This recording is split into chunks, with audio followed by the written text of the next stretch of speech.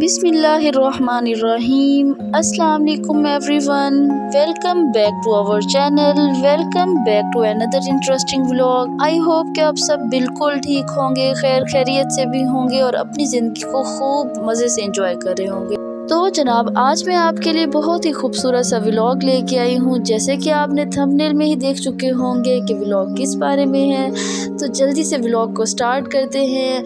और अब हम जा रहे हैं शुजाबाद गांव में। शुजाबाद जो कि लोकेटेड है मुल्तान के बिल्कुल ही करीब। शुजाबाद जाते हुए सबसे पहले एक शहर आता है, उसको क्रॉस करते हैं तो हम बहुत ही खूबसूरत और ग्रीनरी और सीनरी से भरपूर एक गांव में पहुंचते हैं, जहां पर हम सबको एक शादी भी अटेंड करनी थी। और जनाब, ये व्लॉग आप सब के साथ साथ मेरे लिए भी बहुत ज़्यादा इंटरेस्टिंग इसलिए भी था क्योंकि मैं भी फर्स्ट टाइम अपनी लाइफ में एक गाँव की शादी अटेंड करने जा रही थी। आल्दो मेरा ताल्लुक भी एक देहात से ही है, लेकिन मैंने कभी शादी अटेंड नहीं की थी, तो इसलिए मैं फुल एक्साइटेड थी शादी अटेंड करने के लिए। तो मैं और मेरे बच्चे और आतिफ साहब हम पहुँचे जुमे वाले दिन शादी अटेंड करने के लिए शुजाबाद गांव में। और मैं इसलिए भी एक्साइटेड थी क्योंकि अपनी शादी के इन 6 सालों में मैं फ़र्स्ट टाइम ससुराल की शादी अटेंड करी थी। तो जनाब, इन खूबसूरत सरसब्ज़ो शादाब खेतों में से होते हुए हम गए शादी वाले घर में। और ये जो क्लिप्स हैं अभी जो आप मुलाहिज़ा कर रहे हैं, ये हैं 2 दिन पहले की। मेरे हस्बैंड साहब गए थे, जो कि देहात में या पंजाब में एक फ़ंक्शन होता है, बहुत सारे फंक्शन होते हैं इस तरह के जागे, मतलब लोग रात में जागते हैं, हल्ला गुल्ला करते हैं, ढोल बजते हैं, ढोल की थाप पे सब रक्स कर रहे होते हैं।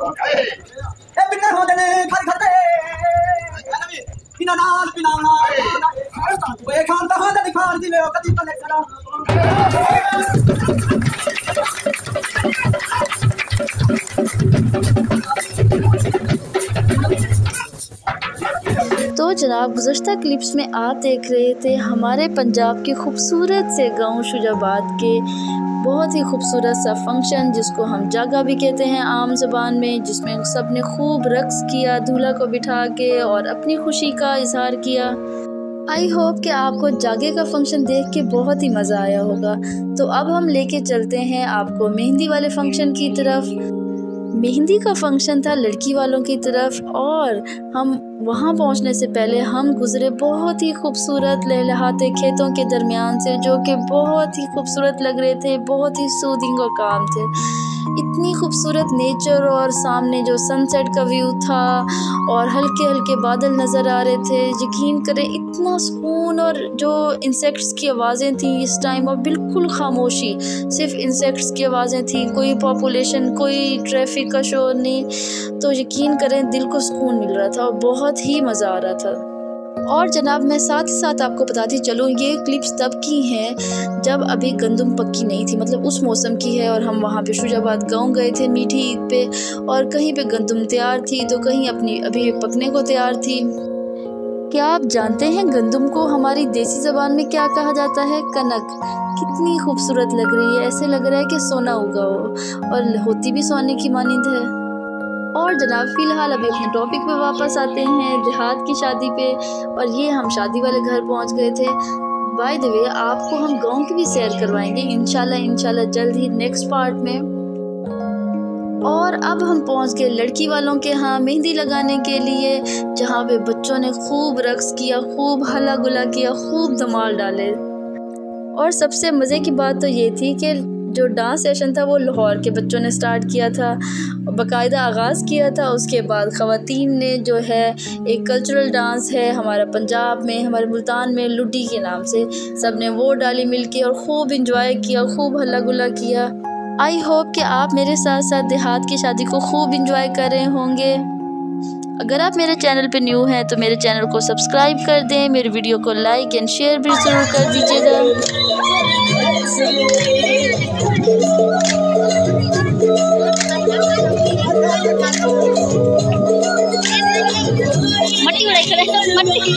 और जनाब लुड्डी सेशन थोड़ी देर के लिए रोकना पड़ा, क्योंकि लड़के वाले पहुंच गए थे लड़की को मेहंदी लगाने के लिए, दुल्हन को मेहंदी लगाने के लिए। मेहंदी का फंक्शन वैसे तो एक ही घर में हो रहा था, क्योंकि दोनों दूल्हा और दुल्हन जो हैं वो कज़न्स थे, ऑलरेडी निकाह भी हुआ था, तो इसलिए बड़ी आसानी हो गई थी। एक ही जगह मेहंदी का फंक्शन हो रहा था, और यहाँ तक कि बारात और वलीमे का फंक्शन भी एक ही जगह था।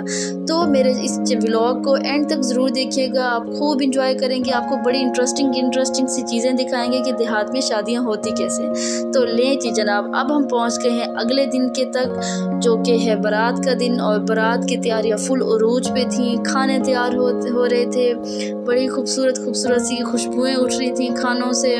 और ये देखें, ये चीज़ आपके लिए न्यू होगी कि आपने कभी भी नहीं देखी होगी कि देहात में शादियां कैसी होती हैं। मतलब कि अपनी ही ज़मीनों में टेंट लगाए गए थे, और वहाँ पे टेबल चेयर सेट हो रही थी, वहीं पे ही एक तंदूर लगाया गया था, रोटियां पक रही थी, और अपने ही घर के जानवर ज़िबा किए गए थे खाने बनाने के लिए।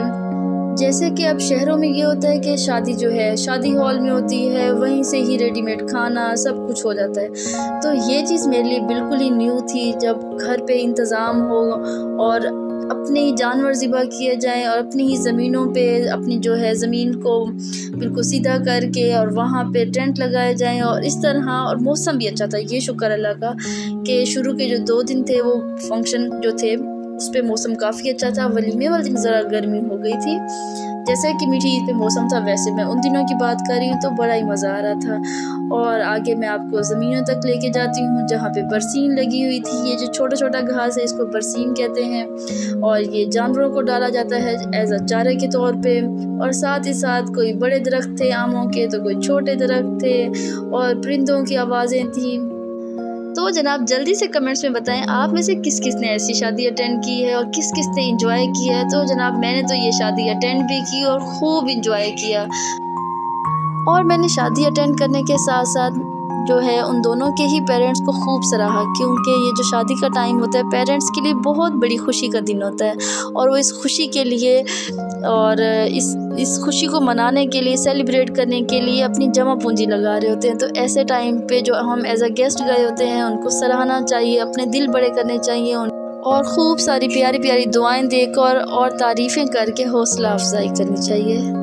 और ख़ास तौर पर बेटी वालों के साथ अपना लहजा बहुत ही शीरी और बहुत ही नरम रखना चाहिए, क्योंकि मैं ख़ुद भी हम 6 बहनें और मैंने देखा है कि हमारे पेरेंट्स ने हमारे लिए कितनी मेहनत की है, हमें पढ़ाया लिखाया है और जहेज़ की तैयारी और शादी के फंक्शंस की तैयारी और उसके बाद अपनी बेटी देना सबसे बड़ी बात होती है।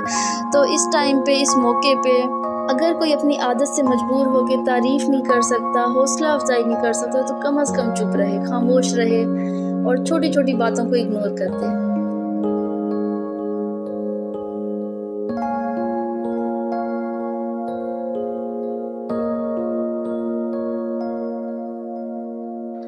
और ये मेरे लिए और मेरे बच्चों के लिए सबसे ज़्यादा इंटरेस्टिंग था कि बोतल्स को, पानी की बोतल्स को और दूसरे कोल्ड ड्रिंक्स को कैसे ठंडा किया जाता है शादी के मौके पे।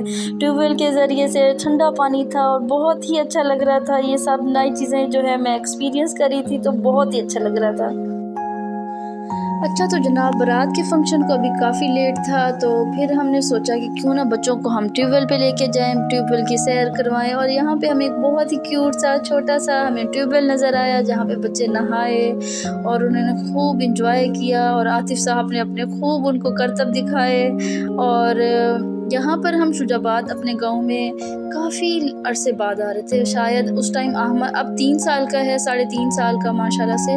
तो लास्ट टाइम जब हम आए थे तो अहमद शायद एक साल का था या शायद 1.5 साल का था, तब लास्ट टाइम आए थे। और इतने साल बाद आए थे तो बच्चों को ट्यूबवेल का कोई याद नहीं था। लास्ट टाइम जब आए थे सर्दियाँ थी और इस बार तो गर्मियाँ थी, शुरू होने वाली थी और मौसम काफ़ी अच्छा था। तो बच्चों ने खूब ट्यूबवेल में नहाए और खूब इंजॉय किया, अपने बाबा के करतब देखे और उनकी तरह करने की खूब कोशिश की, लेकिन उनसे नहीं हो पाया क्योंकि हमारी तो बचपन की प्रैक्टिस है ना।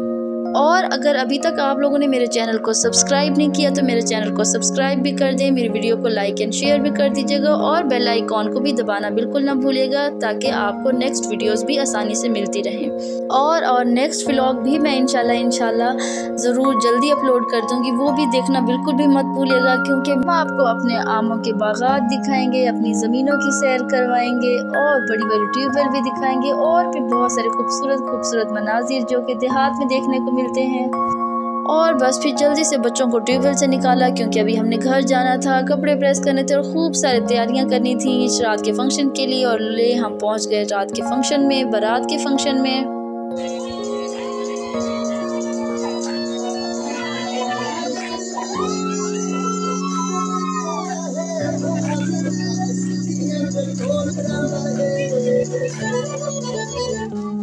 अच्छा, तो जनाब जब रुखसती हो रही थी तो मुझे बहुत ज़्यादा रोना आ गया और मुझे अपना टाइम भी याद आ गया। ज़िंदगी का सबसे मुश्किल टाइम ही वही होता है जब वो माँ बाप का घर छोड़ होती है, क्योंकि शादी के बाद जब लड़की अच्छी बहू, अच्छी बीवी और अच्छी माँ का किरदार अदा कर रही होती है तो उसको अपने अंदर एक जो बेटी वाला अंसर होता है ना, उसको बहुत मिस करी होती है। फिलहाल अपने व्लॉग का यहीं पे इख्तिताम करते हैं। कमेंट सेक्शन में अपनी राय को ज़रूर पेश कीजिएगा कि आपको गाँव की शादी कैसी लगी और खूब सारी दुआएं दीजिएगा और माशाल्लाह लिखना बिल्कुल ना भूलिएगा। मिलते हैं इस व्लॉग के नेक्स्ट पार्ट में। अपना ख्याल रखिएगा। अल्लाह हाफिज़।